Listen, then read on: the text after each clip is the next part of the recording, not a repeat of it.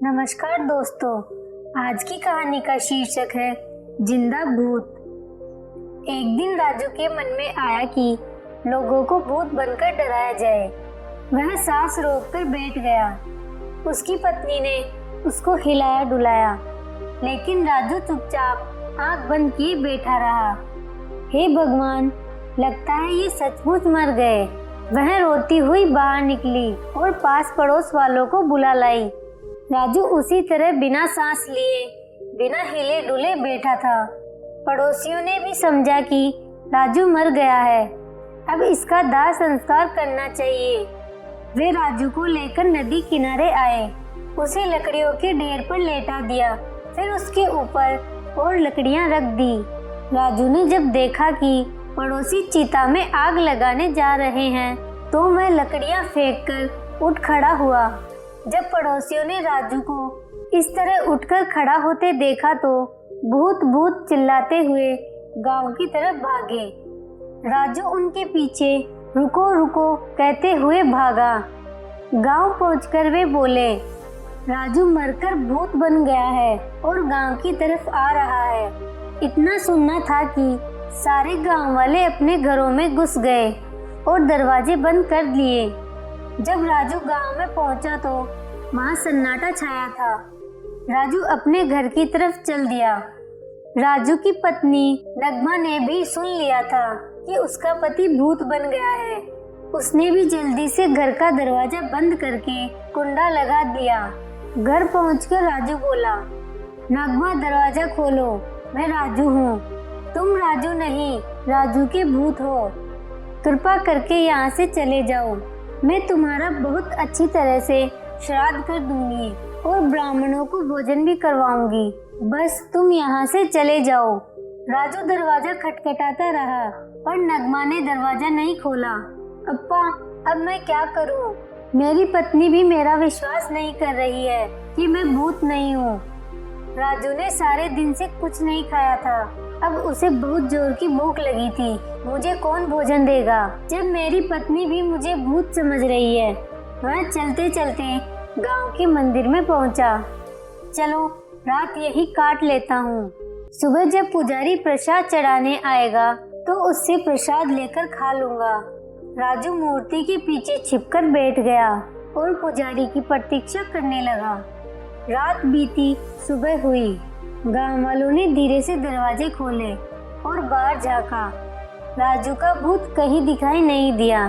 सब लोग घरों से बाहर आ गए और अपने काम धंधों में लग गए। पुजारी भी प्रसाद बनाने लगा। प्रसाद बनाया, बड़े बनाए, लड्डू बनाए। फिर सारा प्रसाद एक थाली में सजाकर मंदिर की तरफ चल दिया। मंदिर में पहुंचकर उसने प्रसाद की थाली एक और रख दी। फिर कुएं से बाल्टी निकाली और मंदिर धोने लगा। तभी राजू मूर्ति के पीछे से निकला और बोला, स्वामी, आज आपने बड़ी देर कर दी। मैं कब से आपकी प्रतीक्षा कर रहा हूँ। इतना सुनना था कि पुजारी बाल्टी पटककर गांव की तरफ भागा। उसके पीछे राजू स्वामी स्वामी कहता हुआ भागा।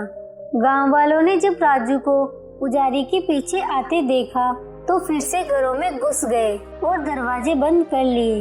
राजू एक बार फिर अपने घर गया, लेकिन नगमा ने दरवाजा नहीं खोला। राजू मंदिर में लौट आया और पुजारी जो प्रसाद लाया था उसे खाकर अपनी भूख मिटाई। पेट भर जाने के बाद राजू ने अपनी तरफ देखा। उसके कपड़े फट गए थे, शरीर धूल मिट्टी से सना था, बाल बिखरे थे। लोग ठीक ही मुझे भूत समझते हैं, मेरी हालत तो देखो, वह बोला। सबसे पहले रमैया धोबी से साफ कपड़े मांगकर पहनना होगा। ऐसा सोचकर राजू नदी किनारे पहुंचा। रमैया धोबी अभी आया नहीं था। राजू कपड़े धोने की भट्टी में छिपकर बैठ गया। उस दिन राजा का कोतवाल घोड़े पर बैठकर गांव का निरीक्षण करने आया था। उसने देखा कि गांव वाले बजाय अपना काम धंधा करने के घरों में बैठे हैं। उसने दरवाजा खटखटाकर गांव वालों को बाहर बुलाया और पूछा, काम धंधे के समय तुम लोग घरों में क्यों बैठे हो? गांव वालों ने उत्तर दिया, राजू चरवाहा मरकर भूत बन गया है और गांव में घुस रहा है। उसके डर से हम घरों में बैठे हैं। कोतवाल ने डांटा, कोई भूत वूत नहीं होता। चलो सब लोग अपना अपना काम शुरू करो।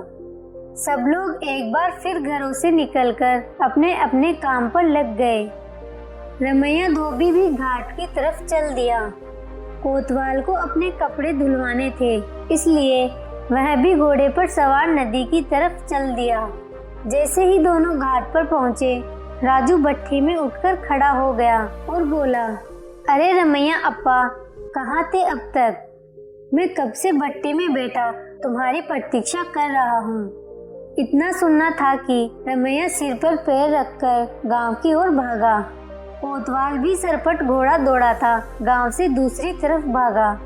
गांव वाले फिर घरों में घुस गए।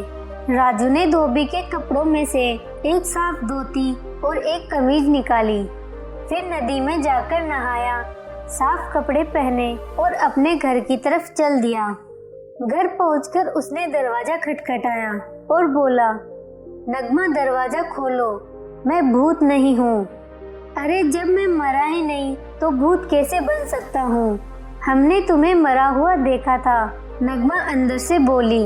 न तुम सांस ले रहे थे, न हिल डुल रहे थे। मैं समझा था कि मैं मर रहा हूँ, इसलिए मैं सांस रोककर बिना हिले डुले लेट गया था, राजू ने कहा। असल में एक यात्री ने मुझे एक सूत का धागा दिया था और कहा था, जिस दिन ये धागा खो जाएगा उस समय मैं मरने वाला हूँ। तुम दरवाजा खोलकर देखो तो मैं मरा नहीं हूँ, जीवित हूँ। नगमा ने धीरे धीरे दरवाजा खोला। सामने राजू नहाया धोया, साफ धोती और कमीज पहने खड़ा था। यह भूत नहीं लग रहा, नगमा ने सोचा। फिर उसने हाथ बढ़ाकर राजू को छुआ और जोर से चिकोटी काटी। अप्पा, राजू चिल्लाया। नगमा समझ गई कि राजू भूत नहीं है। उसने जल्दी से दरवाजा खोलकर उसे अंदर कर लिया। उसे भरपेट खाना खिलाया। राजू खा पीकर सो गया। नगमा गांव की तरफ चल दी, सबको बताने के लिए कि राजू भूत नहीं है। आपको ये कहानी कैसी लगी? यदि आपको कहानी पसंद आई हो तो नीचे कमेंट करके हमें जरूर बताइएगा। और ऐसी ही प्यारी कहानियाँ सुनने के लिए हमारे YouTube चैनल को सब्सक्राइब करें। धन्यवाद।